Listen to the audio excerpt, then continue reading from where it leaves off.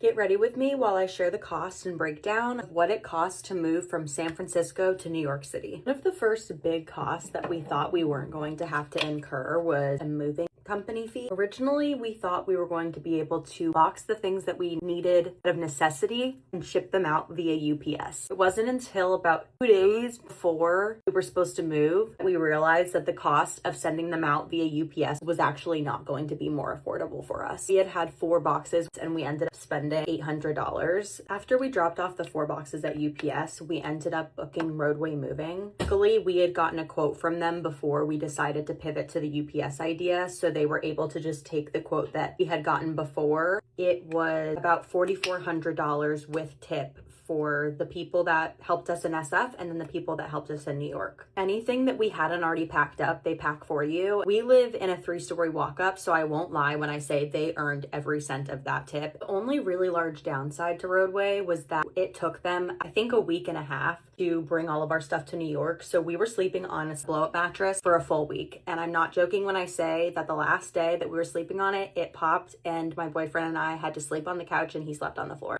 I believe when we first moved into our apartment, our rent was $3,050, which means that our broker fee was around $5 to $6 grand. He negotiated a lot with us and we were able to bring him down to maybe 9%. On top of the broker fee, we have to pay the first month's rent and the security deposit, which the security deposit is 1.5 times the monthly rent. The security deposit was $45.75. Luckily, I live with my boyfriend, so we split that. So that, the broker's fee, the first month's rent are all due when you sign your lease, by the way. If it already isn't overwhelming you enough with all of these numbers, we also had to furnish the place after we moved in, which took a very long time considering the fact that we were out so much money. One thing that we did that really helped was we sold our cars. We knew we were not going to need them. And then we also sold pretty much all of our furniture because we knew that we were going to be able to fit all of the stuff that we had in our SF apartment in our New York one. We also received our security deposit back from our SF apartment, which I believe was a little over $3 grand. In all, we ended up earning about $4 grand back from the sales that we made from our furniture in our SF apartment. But in all, between movers, the UPS, the security deposit, the broker's fee, first month's rent, and that's not even including flights to get here, we spent over 15 grand.